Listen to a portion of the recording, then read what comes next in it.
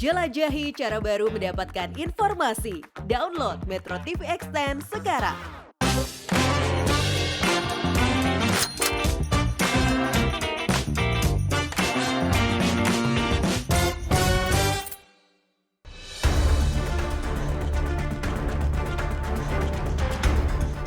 Selamat datang di kompetisi wirausaha Juragan Zaman Now. 3 calon juragan akan mempresentasikan usaha dan produk mereka di hadapan para panelis.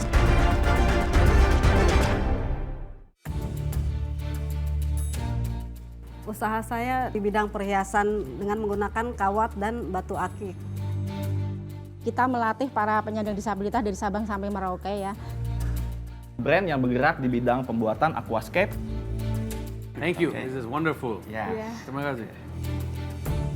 Mampukah peserta membuat para panelis terkesan dan berhasil mendapatkan tambahan modal ataupun investasi?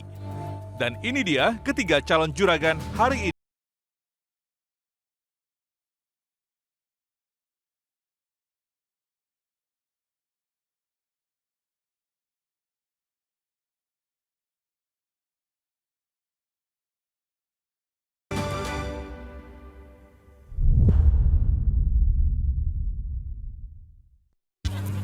Halo pemirsa, apa kabar? Kembali lagi bersama saya Yohana Margareta di kompetisi wirausaha Juragan Zaman Now Season 2 dan saatnya UMKM naik kelas. Seperti biasa pada hari ini ada 3 calon juragan yang akan mempresentasikan usaha mereka di hadapan para panelis.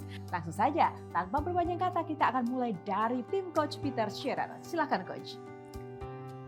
Peserta kali ini adalah sepasang suami istri yang menjadi entrepreneur akibat pandemi. Kelihayannya dalam melihat peluang bahwa masyarakat hobi memelihara ikan pada saat pandemi dan juga keterampilannya dalam membuat aquascape, maka lahirlah Mini Mizu. Secantik apakah karya mereka dan apakah bisnisnya juga secantik karyanya? Kita lihat tayangan berikut ini.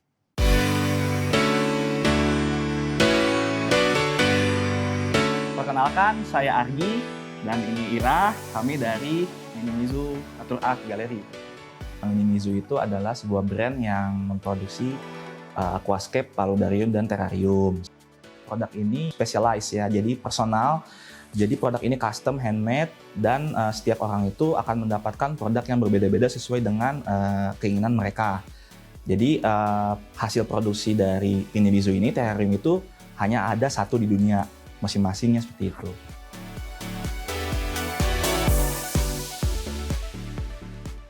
Kalau harapan Mini Mizu mengikuti Juragan Zaman Now ini adalah tentunya yang pertama kita ingin masyarakat luas tuh tahu gitu kalau brand Mini Mizu adalah spesialis karya-karya unik yang bisa dijadikan sebagai dekorasi, terus gift ataupun penghilang stres mereka kayak gitu. Kami dari Mini Mizu. Kami siap jadi Juragan Zaman Now.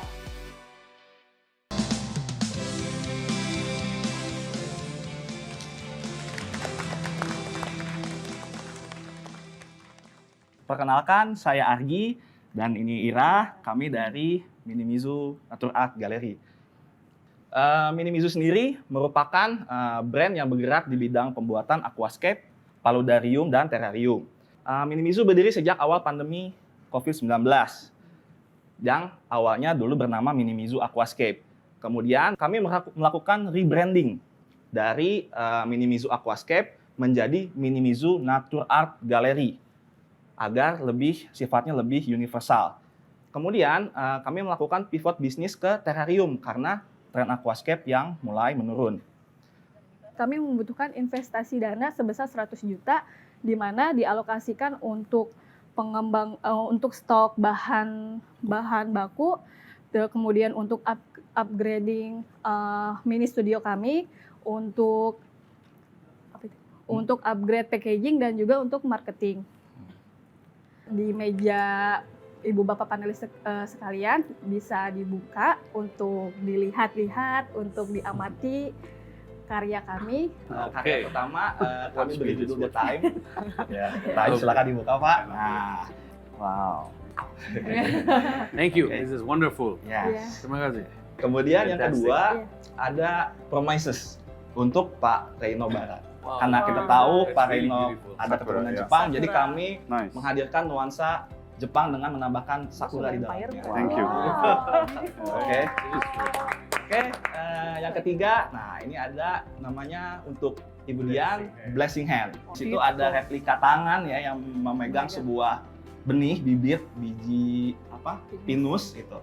Ya itu doa kami untuk Ibu Dian, semoga tangan Ibu bisa membawa kehidupan untuk orang yang banyak. Thank you so much. That's so nice. Oke. Bagus Dan yang banget. terakhir 1000 doa untuk Oh, iya. Pak Rex Marindo. Kalau ini agak personal karena ini dari pengalaman pribadi saya kepada Pak Rex secara tidak langsung. Jadi saya kuliah di Bandung, kemudian Pak Rex waktu itu buka kedai nasi goreng mafia namanya, dan membuka 1000 porsi makanan gratis cukup dibayar dengan doa. Saya salah satu yang makan di situ. Iya. Jadi ini salah satu tanda terima kasih saya, karena dari situ saya juga terinspirasi untuk menjadi entrepreneur dari hal tersebut. Gitu. Wow, terima kasih. Wow. Memang ya, kalau yang dari hati, nyampainya ke hati Iya. juga. Oke. Thank you for the beautiful gift. It is so thoughtful dan dengan riset ke semuanya. Thank you so much for this. I think ini bukan komoditi. Ini is an art. Permasalahan dengan membuat ini jadi art adalah kalau buat art nggak bisa mass scaling dengan cepat gitu. Itu permasalahannya dan itu challenge yang harus dihadapin kalian gitu. Menurut saya sih yang harus dilakukan lebih memperbesar fanbase ya. Jadi bukan customer tapi fanbase. Kalau mereka masuk ke komoditas dalam artian hanya dekorasi belaka gitu, mereka akan susah sekali karena itu harus banyak volumenya. Karena kalau ini jadi komoditi, saingannya adalah produk lain yang harganya juga tidak bisa dinaikkan begitu tinggi. Sehingga jalur paling tepat menurut saya ke art gitu. Yang itu sudah saya sampaikan dari zaman pelataran, saya sudah sampaikan bahwa jangan sampai jadi komoditi. Harga terendah dan harga tertinggi yang pernah dijual? Ya, kalau harga terendah terarium itu di 700.000. Oke. Kalau tertinggi kita sudah bikin 20 juta. Bagaimana cara memarketkan produk ini? Kalau untuk market produk ini sebenarnya ya Pak, Sejauh ini? ini kami sudah ada mitra. Mitra ini dia adalah pengembang properti. Yang pertama, Itu yang pertama. Yang kedua dari Instagram, TikTok, dan juga e-commerce kayak gitu. Sejauh ini masih kami lebih banyak dari online. Kalau saya lihat ini art, personal, kemudian delivery. Maksudnya satu seni yang di-delivery untuk sesuatu yang sangat personal. Ya. It will be, maybe, akan jadi sesuatu yang lebih besar lagi kalau ini bisa come into digital. Jadi kalau bisa masuk ke satu hal yang sifatnya digital juga, bisa dilihat di handphone, bisa lihat apa. Nah, ini karya ini. Nah, ini kayak underlying-nya gitu. Ada barangnya kalau mau dikirim dan lain-lain. Just an idea. Gitu. Tapi it's a good way. Thanks. Thank you. Mereka ini kan teman-teman ini orang yang kreatif, senimannya. Ya. Nah, kalau offline misalnya menjadikan sebuah barang tentu ada keterbatasan dalam berkarya. Tapi ketika menjadikan itu digital, selain bisa dinikmati oleh orang banyak, juga pasarnya menjadi sangat luas. Walaupun baru rebranding ke Minimizu, saya rasa ada baiknya untuk diganti lagi namanya, karena biasanya seniman itu menjual nama sendiri menjadi brandnya. Karena kalau namanya nggak ada dan hanya menjual brand, itu otomatis orang ngelihatnya ini adalah produk, ini bukan seni, it's something else. Jadi ini merubah dunianya 180 derajat. Terakhir kita ketemu, saya touch more on packaging and visual merchandising. I think this box is beautiful. Waktu itu saya nggak lihat box ini, tapi juga saya lihat dari foto atau presentasi tadi. I think important dua hal di sini adalah how you package your talent, artinya your craft. Di sini, lighting, box, visually also needs to look proper. And I'm sure you have a lot of ideas. Use that. Itu jangan hanya produknya yang udah bagus, tapi you need to present it well. Well, ini kan work of art. Mereka mempunyai inspirational pemikiran ataupun ide dijalankan dengan pekerjaan daripada tangan dan juga ingredients yang lain. Ini yang membuat mereka sebetulnya bukan melakukan perdagangan, tapi mereka seorang artis. Seperti dikategorikan sama dengan painter ataupun artis-artis yang lain. Jadi ini yang mesti angle diambil. Jadi mereka harus memikirkan bagaimana meletakkan positioning mereka. Tidak saja sebagai pedagang, tapi juga sebagai creator atau sebagai artis yang mempunyai kreasi yang harus diapresiasi. Gitu. Bayangkan calon juragan yang di depan ini sebelumnya ini jual makanan, usaha kuliner, dan sekarang jadi aquascape dan akhirnya berubah jadi art. So look at how agile mereka gitu ya. Mereka punya impian bisa berkolaborasi atau bahkan diinvestasi oleh para panelis. Kenapa? Karena mereka ini dengan network yang kalian punya, dengan taste yang kalian punya, itu bisa membuat Minimizu ini bisa naik kelas. Wow, terima kasih untuk presentasinya ya Minimizu, luar biasa sekali, dan Coach Peter terima kasih, panelis juga terima kasih. Nah, nanti kita akan tunggu nih peserta selanjutnya calon juragan yang kedua, siapakah dia? Terima kasih untuk presentasinya, silahkan kembali ke backstage. Perasaannya sih seneng banget ya, kita puas banget sama hasil pitching kita tadi. Kita happy banget karena respon dari panelis juga ternyata di luar ekspektasi kita ya. Panelis pada suka banget sama produk kita. Ya intinya kita happy banget lah. Hasilnya tadi sesuai dengan harapan kami. Satu kata buat pitching Minimizu untuk episode kali ini, sempurna. Wah, ini sesuai banget sama yang kita perkirakan, bahwa hasil dari hampers atau art yang diberikan kepada masing-masing para panelis ternyata benar-benar memukau para panelis dan juga menyentuh hati para panelis. So, the strategy it works. Ini bagus banget. Gimana cara bikin? Semuanya bagus. Bagus, semuanya bagus. Well done.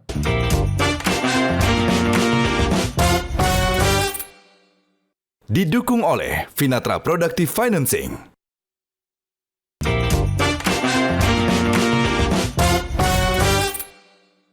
Didukung oleh Vinatra Productive Financing. Nah, selanjutnya, siapakah calon juragan kedua yang akan melakukan presentasi di hadapan para panelis? Langsung saja kita persilahkan Coach Tom MC Ifle. Silakan. Kalau banyak orang memulai bisnis karena terinspirasi oleh sesuatu, juragan kali ini tidak punya skill, belajar otodidak, dan memulai bisnis karena sholat tahajud. Bisnisnya adalah bisnis yang rumit, yaitu perhiasan. Kita sambut Ibu Ernawati dari Ernades Jewelry.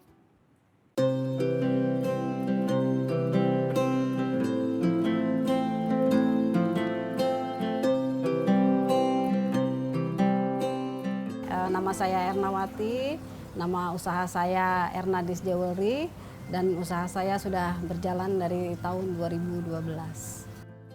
Ernades itu, Ernanya berasal dari nama saya, Erna. Des itu adalah kumpulan dari 4 nama anak saya, dan itu menjadi sumber kekuatan saya untuk terus memajukan usaha, untuk melakukan usaha demi tanggung jawab saya kepada keempat anak saya. Motivasi saya ingin lebih bisa berkembang lagi, brand saya bisa lebih dikenal lagi, yang terutama saya mendapatkan banyak ilmu yang bermanfaat yang diberikan dari mentor dan dari panelis juga. Kemarin di Cilandak juga banyak memberikan masukan ke saya. Di situ saya merasakan bahwa Allah sedang sayang sama saya dengan memberikan banyak orang-orang baik di sekitar saya. Saya Ernades Jewelry siap menjadi juragan zaman now.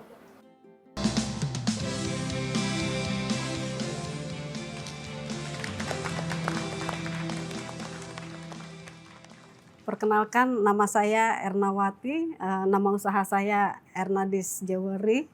Usaha saya dari tahun 2012 yaitu di bidang perhiasan dengan menggunakan kawat dan batu akik. Waktu itu saya kan menekuni usaha catering dan kue-kue.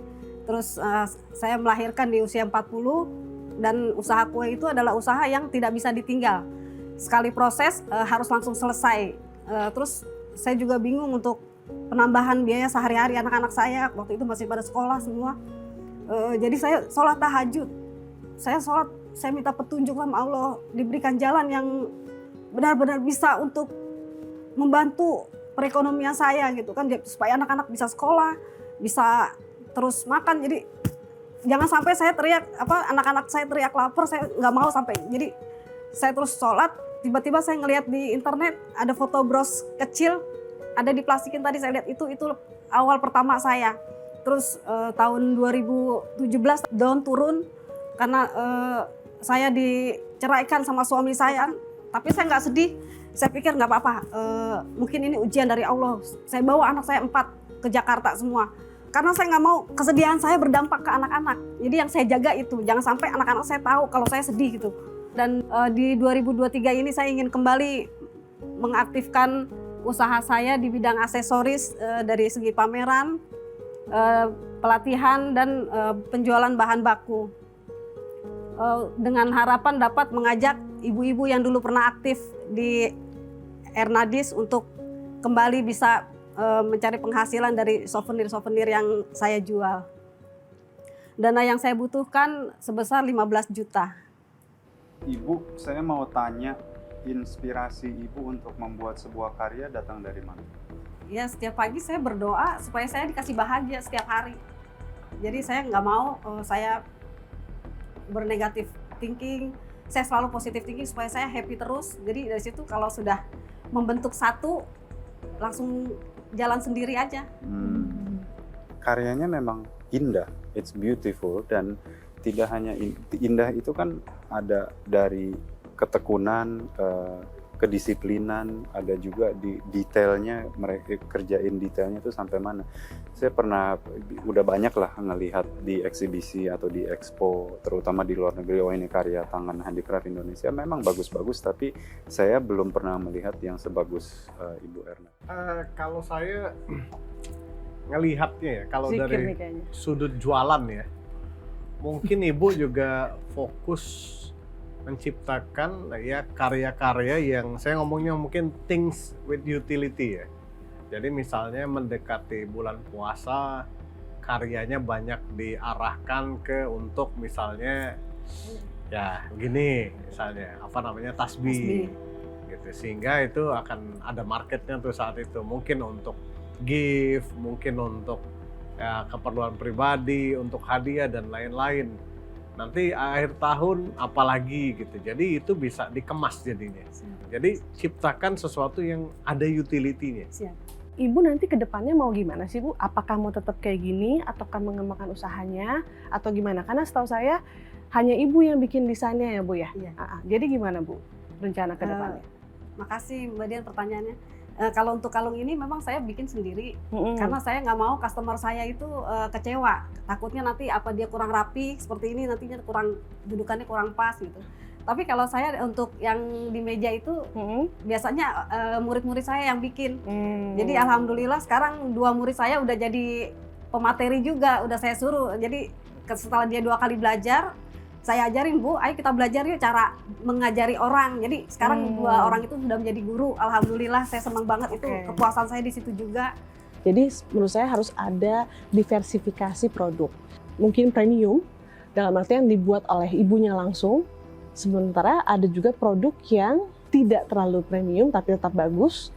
Kemudian ada ketiga produk yang tidak perlu ada desain yang complicated, tapi bisa banyak volume penjualannya.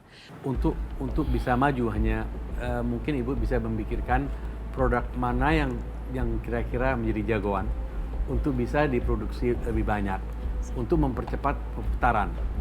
Itu satu. Kedua, selalu berusaha untuk mengetahui sharing ini ya adalah berapa yang mesti dibikin untuk mencapai sales maksimal.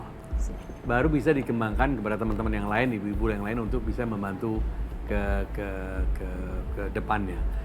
Cara yang paling simple dalam artinya kalau mereka punya produk unggulan atau model unggulan, diproduksi lebih banyak supaya cepat mendapatkan cash flow yang lebih baik. Dengan yang itu mendapatkan juga ingredients yang diperlukan untuk dapat melakukan pelatihan yang terarah dan juga pelatihan yang maksimal. Ada beberapa hal yang mungkin kurang dilakukan saat ini adalah satu produk ini hanya bisa dilihat dan diproduksi satu kali. Ya. Nggak bisa dilihat lagi nih setelah ini. Jadi nggak pernah ada inventory foto tentang produk yang pernah dibuat sejak 2012. Tapi kalau ibu bisa lihat barangnya kembali, dia bisa recreate. Yes. Jadi misalnya, oh saya ada barang ini nih, coba kayak gimana? Oh, dia akan bisa recreate. Nah, jadi untuk marketing berikutnya, sebenarnya beliau harus bikin katalog. Makanya tadi ada e-katalog. Buat katalog yang banyak dari semua, dan semua produk harus ada nama. Kalau sekarang produk nggak ada nama. Pokoknya idenya apa, inspirasi, pagi-pagi bahagia, bikin jadi jual gitu. Nah, sekarang harus ada nama, harus ada inspirasinya dari mana, batunya dari mana, dikasih cerita. Ya, baik, tepuk tangan untuk Ibu Ernawati. Terima kasih untuk presentasinya yang sangat luar biasa dan menyentuh hati. Dan terima kasih juga untuk Coach Tom untuk waktunya dan juga yang sudah mendampingi Ibu Ernawati. Nah, pemirsa, apakah tadi presentasi dari Ibu Ernawati dan juga kisah luar biasa dalam menghasilkan karya-karya itu menyentuh hati para panelis kita? Nanti kita akan tunggu apakah mereka juga akan bisa memberikan modal tambahan ataupun investasi lebih untuk Ibu Ernawati. Kita tunggu sesi berikutnya. Untuk itu silahkan kembali ke backstage, kita berikan tepuk tangan yang sekali lagi paling meriah untuk Ibu Ernawati. Alhamdulillah, saya puas banget. Panelis juga memberikan pertanyaan-pertanyaan dan masukan-masukan yang sangat-sangat positif buat saya. Juga Coach Tom juga sangat memberikan banyak ilmu kepada saya, alhamdulillah. Ernades, kisahnya sangat inspiratif dan di sini sebetulnya menunjukkan bahwa memulai bisnis itu tidak selalu rumit. Untuk bisnis yang rumit pun seperti jewelry bisa dijalankan kalau memang punya kemauan.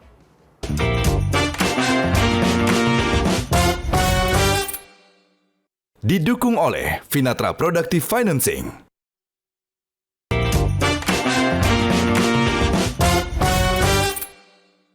Didukung oleh Finatra Productive Financing. Selanjutnya, kita akan hadirkan calon juragan ketiga yang akan melakukan presentasi di hadapan para panelis. Langsung saja, kita akan persilahkan Coach Dewa Eka Prayoga. Silakan Coach Dewa. Sangat tidak mudah berjuang dalam keterbatasan. Namun bagi calon juragan zaman now saat ini, yang mampu mengubah kekurangannya menjadi sebuah kelebihan. Yang dulunya derita, sekarang jadi cerita. Yang dulunya tragedi, sekarang jadi prestasi. Yang dulunya mungkin titik terendah dia, sekarang adalah jadi titik terindah dia. Bagaimana kisahnya? Yuk kita saksikan langsung.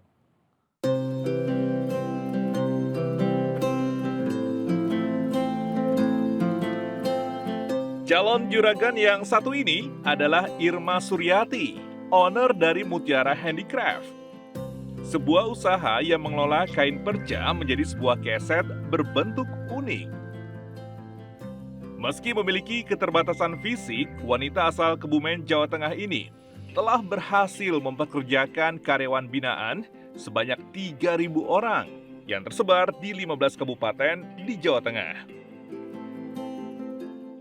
Awalnya karena saya sebagai penyandang disabilitas itu dipandang sebelah mata, jadi saya merasa didiskriminasikan. Akhirnya saya memutuskan daripada saya itu selalu disepelekan oleh orang, saya memutuskan untuk menciptakan lapangan kerja.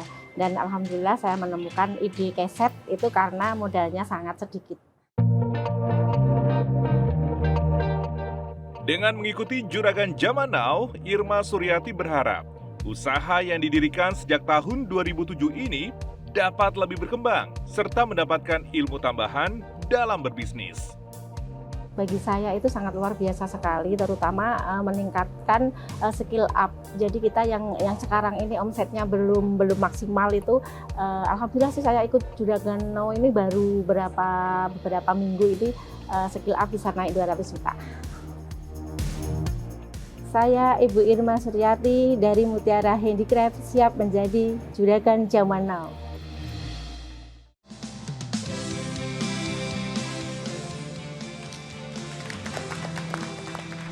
Perkenalkan, nama saya Irma Suryati dari Mutiara Handicraft.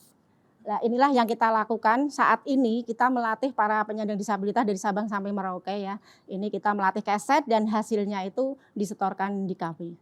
Bisnis kita itu bukan perencanaan, bukan planning, tapi yang sudah ada pre-ordernya. Jadi kita itu kadang-kadang ada order sampai 800 juta, tapi kenapa baru bisa di-cover itu 400 juta? Karena memang kita keterbatasan modal sehingga tidak bisa meng-cover semua. Jadi yang di Mutiara Handicraft itu bukan bisnis yang perencanaan, tapi sudah ada antrian pre-order seperti itu. Tantangan kita itu yang paling menjadi PR saya adalah pabrik ya, karena misi saya di sini kan mengerjakan keset itu bukan sekedar saya keuntungan belaka. Kalau saya hanya menguntungkan keuntungan, saya beli mesin tinggal produksi sebanyak-banyaknya. Jadi kompetitor kita yang paling agak menjadi PR saya adalah di perusahaan. Juga ini ada kriteria pelanggan ya, yang dimana pelanggan itu dadakan. Misalnya dari Jepang datang, aku minta order sekian. Nah kita di situ yang tidak siap dengan modal seperti itu. Kebutuhan modal di kami, yang pertama adalah kami ingin memperluas asrama, bukan berarti kita hibah ya, maksudnya di sini saya menjelaskan yang dari 360 juta yang kami butuhkan permodalan itu 50 juta itu untuk perluasan produksi, ruang produksi dan asrama para penyandang disabilitas seperti itu. Terus ada juga pre-order sekitar 850 juta, dan di situ saya hanya bisa mampu mengerjakan 200 juta. Karena kenapa? Yang kita lakukan setiap hari itu kan bukan hanya ngurusi order satu saja kan ada banyak. Kita punya reseller yang sudah berjalan itu seluruh Indonesia ada 20 orang. Itu kita 200 juta sendiri. Intinya di kami ini pesanan banyak. Skill siap. Cuma memang di permodalan kami baru bisa cover belum ada 50%. Isunya ada di permodalan. Di PO itu nggak bisa diimplementasikan down payment? DP-nya biasanya itu dilakukan hanya 10-30%. Oh, nggak bisa. Sedangkan kita itu masih punya istilahnya langganan yang sudah berjalan, langganan tetap seperti itu. Tanpa DP? Iya. Oh, dengan adanya isu cash flow, di mana ordernya PO-nya itu udah numpuk, tapi nggak ada dana. Buat saya sih, solusinya itu ya gampang sekali ya, naikin aja DP-nya. Kalau dari antara 10 sampai 30 nggak cukup, naikinlah ke 50. Kalau nggak mau, ya antrian saya juga masih banyak gitu, saya juga sibuk. Tapi setidaknya satu masalah yang kayaknya batu kerikil di sepatunya ibu tuh udah nggak ada gitu. Tapi ya saya nggak tahu lah, semua orang punya pakem masing-masing, punya cara kerja masing-masing. Solusinya udah ada, tinggal dilakuin, tapi ya mungkin caranya aja yang berbeda. Bisnis modelnya mereka kan sebetulnya ibu itu sudah bilang by PO. Orang order dulu, baru mereka melakukan pekerjaan dan kemudian mendeliver pekerjaan itu. Yang bisa dilakukan sebetulnya kan adalah memastikan bahwa PO itu punya terms of payment yang baik, sehingga setidaknya modal bahan baku awal sudah bisa tercover oleh DP di awal gitu, sehingga cash flow-nya bisa berjalan, because cash flow is the king untuk usaha seperti yang dilakukan ibu itu. Di perusahaan ibu atau di grup ini, adakah seorang financial planner yang membantu ibu untuk melihat cash flow, proyeksi, dan sebagainya? Karena saya melihatnya, maksud saya adalah kan ordernya banyak, tumpuk ordernya. Meneruskan apa Pak Arun tadi katakan, biasanya kalau ada planner itu bisa dibalance antara exactly. So itu pernah ada atau pernah di? Iya, karena pengalaman gini Mas Irwan. Jadi pada saat saya mempunyai seorang manajer yang lebih pintar dari saya, waktu itu uangnya dibawa kabur seperti itu. Sehingga kita istilahnya kayak trauma gitu ya. Sekarang yang megang berarti saya sama suami saya. Produk itu bukan masalah dibikin aja, terus dijual. Kalau laku tapi kalau tidak ada planning financials, itu belum menjadi suatu kesatuan 360 dalam melakukan berbisnis. Dan ini penting karena beliau sebetulnya the main issue is untuk mensupply demand. Ya, saya ngelihat people, ya, orang. Ya, people. Ibu butuh orang yang bisa membantu ibu. Tentu kalau misalnya tidak percaya dengan pegang uang, ya jangan kasih pegang. Yang penting bisa membantu, ya memanage, mengelola, gitu. Masih bisa diakali di situ lah. Tapi akan penting sekali orang, karena dia bukan hanya buka market, tapi dia juga buka banyak hal yang mungkin nanti bisa sangat membantu. Potensi ketika kita punya orang dan kemudian melakukan networking, ya bisa align dengan banyak pihak, berkolaborasi dengan banyak pihak, open new market akan terjadi di situ. Ya, nah ini yang belum dilakukan sebetulnya. Ya, jadi masih banyak segmen yang lebih luas yang kita bisa garap, ya, yang kita bisa jadikan ini potensi dan peluangnya. Dan ini butuh orang. Ya, apalagi misalnya owner atau founder saya memang fokus di bidangnya produksi. Seperti itu. Kalau dari perspektifnya coach sendiri, kendala utama yang memang dihadapi oleh calon juragan nomor 3 ini apa? Kendalanya lebih kepada ini sih, cara mengorganisasi beliau ke tim di perusahaannya ya. Karena mungkin fokusnya kan pada produksi nih.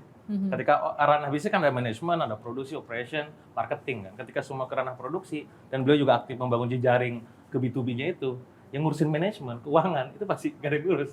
Nah, traumatik dari tadi yang beliau ngerekrut orang keuangan, pinter, loss, ya mungkin yang perlu dibenahin gitu. Jadi supaya apa? Ya supaya jadi bisnis yang dengan kondisi segini aja bisa menghidupi 1.000 sampai 3.000 orang disabilitas. Kebayang kalau misalkan 10.000 orang gitu kan. Artinya impact-nya sangat luar biasa. Seperti tadi katakan Rex. Kita berikan tepuk tangan untuk Ibu Irma.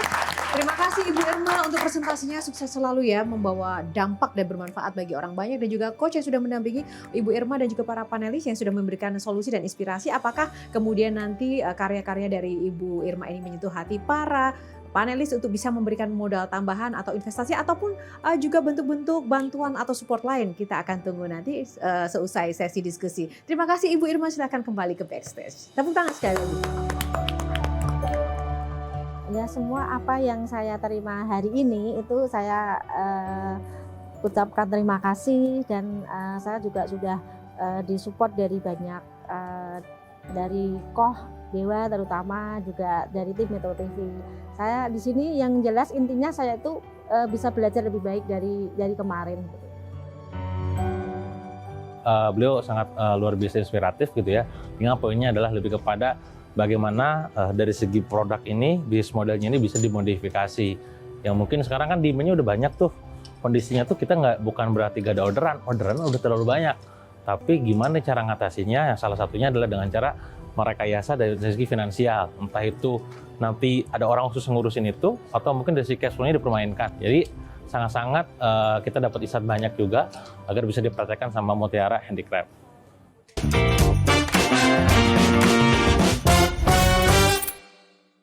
Didukung oleh Finatra Productive Financing.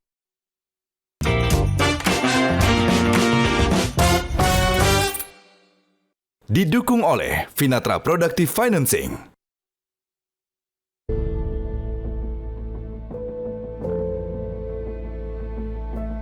Sebelumnya, ketiga calon juragan sudah mempresentasikan berapa modal tambahan yang dibutuhkan.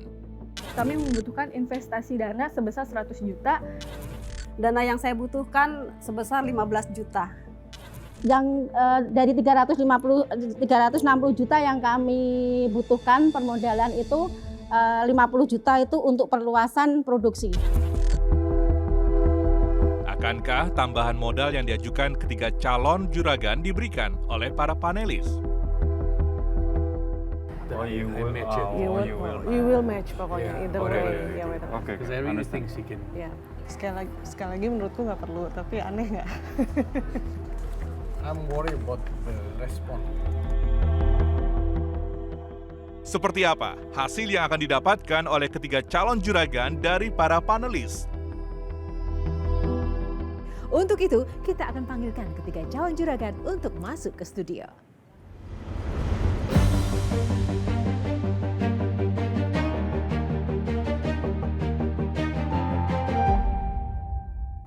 Oke, Mbak Ira, Mas Argi, selamat dan sekali lagi terima kasih banyak gift-nya. Saya senang the fact that kalian berdua waktu kita sempat ketemu di pelataran ya. Mungkin nggak ada di in-frame, tapi kita sempat ngobrol sedikit, ada beberapa masukan. Dengan singkatnya waktu, you were able to implement semua development dan semua ya masukan positif lah, bisa saya bilang, di dalam karyanya. Dan bisa direalisasikan dengan waktu yang sangat singkat, dan biasanya barang bagus itu butuh waktu untuk diproduksi, but you were able to do otherwise. I think ini bukan komoditi, ini is an art. Permasalahan dengan membuat ini jadi art adalah kalau buat art nggak bisa mass scaling dengan cepat. It will be maybe akan jadi sesuatu yang lebih besar lagi kalau ini bisa come into digital. Jadi dengan konsiderasi beberapa aspek konsiderasi, kita memutuskan kali ini untuk Minimizu modal tambahan yang diberikan adalah sebesar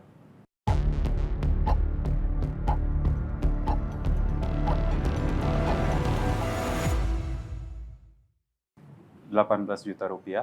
Wow.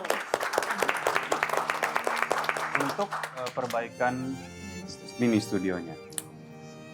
On a separate note, saya juga ingin mensuggest, if this is okay with you, saya ingin mengcommission one piece of art for you. Kenapa? Karena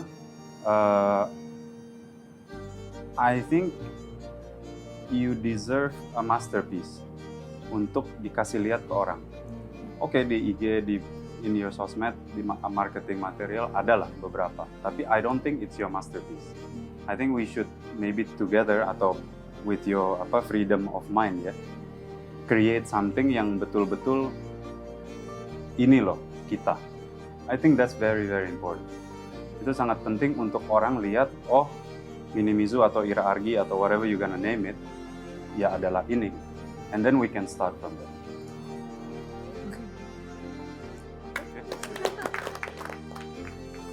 Alhamdulillah kita dapat modal segitu. Lalu dari Pak Irno sendiri itu nambahin kita mau dibuatkan sebuah masterpiece project ya. Dan itu benar-benar impian kita banget ya, dari dulu kita pengen punya satu project besar yang benar-benar bisa jadi signature-nya Minimizu itu sendiri gitu sih. Ibu Ernawati, saya dulu mulai berbisnis saya sangat banyak flashback dari presentasi Ibu tadi mengenai ketangguhan ya. Ketangguhan itu juga dilanjutkan dengan keinginan untuk sukses demi anak-anak, demi bisnis. Kenapa saya katakan demi bisnis? Karena saya lihat juga kelanjutannya ada dengan adanya pelatihan, dengan adanya untuk menggrow selain para talenta-talenta art itu ataupun pengrajin yang nantinya juga bisa mensuplai bahan baku.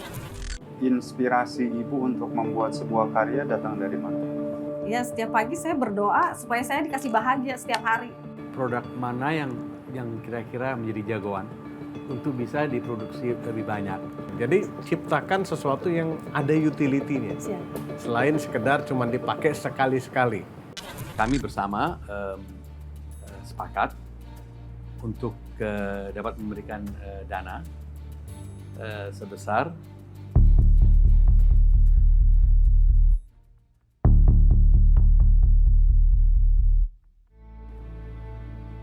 Rp15 juta untuk inventory. Seperti Pak Reno, saya juga ada sedikit additional di sini. Saya ingin menyamakan itu, menambahkan 15 juta dari kami ya. Jadi ada total 30 juta untuk Ibu. Alhamdulillah puas banget dan berkah, dan itu memang benar rezeki yang nggak disangka-sangka. Itu puasa dari Allah. Alhamdulillah, alhamdulillah, alhamdulillah. Terima kasih Pak Irwan. Selanjutnya, Oke, semakin deg-degan Bu ini. Irma, to be honest, sangat menginspirasi sekali ya. Sangat luar biasa, bisa memberikan kontribusi besar buat teman-teman difabel juga, dan juga sekaligus yang paling mengagumkan adalah it become also menjadi bisnis yang sangat bermanfaat gitu. Dengan kondisi segini aja bisa menghidupi 1.000 sampai 3.000 orang disabilitas. Kebayang kalau misalkan 10.000 orang gitu kan. Ibu butuh orang yang bisa membantu Ibu. Tentu kalau misalnya tidak percaya dengan pegang uang, ya jangan kasih pegang. Karena itu kita semua bersepakat juga ya akan memberikan modal tambahan untuk Bu Irma dan tim sebesar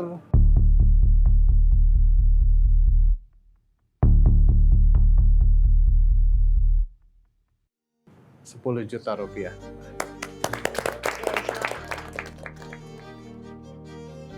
Saya ucapkan terima kasih dan nanti kita untuk menambah peralatan seperti mesin jahit juga tenaga kerja nanti. Kalau saya berharap modal ini bisa digunakan secara bijak ya, khususnya menambal atau memperkuat sesuatu yang punya strategik ke depannya. Contohnya tadi orang. Oke, untuk modal tambahan tadi sudah ya dari peserta 1, 2, dan 3. Nah, sekarang dari 3 peserta calon juragan ini siapakah yang menjadi juragan zaman now-nya? Silahkan para panelis. Nah, ini yang pilihan yang sulit. Karena sekali lagi semuanya adalah juragan, punya daya tahan, punya daya tahan banting, terus kemudian punya resourceful. Tapi seorang juragan juga tidak hanya seorang entrepreneur, tapi seorang leader, seorang pemimpin yang membawa banyak dampak kebaikan bagi banyak orang, baik di perusahaannya maupun ke lingkungannya. Jadi di dalam hal ini kita melihat ada seorang juragan yang punya bukti bahwa profit and purpose bisa berjalan beriringan, sama-sama bagus dua-duanya. Sehingga juragan zaman now kali ini adalah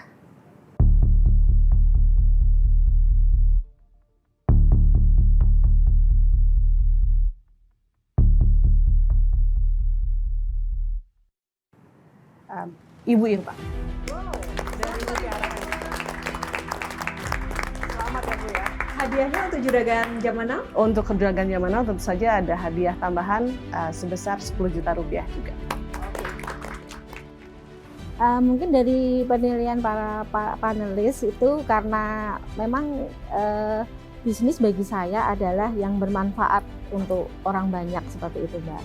Jadi di sini mungkin memandangnya dari segi sosialnya. Baik pemirsa, demikianlah Juragan Zaman Now season kedua episode kali ini. Kita akan nantikan siapakah ketiga calon juragan selanjutnya yang akan mempresentasikan usaha mereka di hadapan para panelis. Dan bisa jadi salah satunya adalah Anda. Saksikan terus Juragan Zaman Now season 2 hanya di Metro TV, dan saya Yohana Margarita undur diri. Terima kasih atas kebersamaan Anda. Selamat sehat selalu dan juga semangat.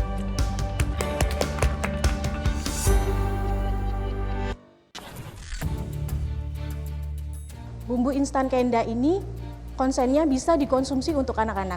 Saya memulai dengan modal menggadaikan cincin nikah awalnya, cuman karena nggak bisa ketebus jadi kejual.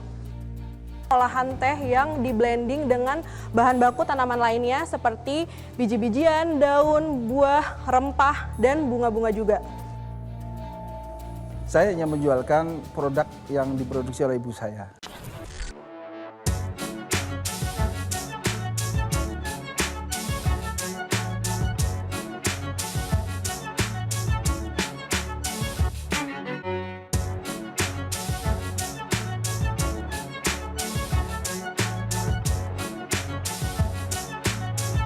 Thank you.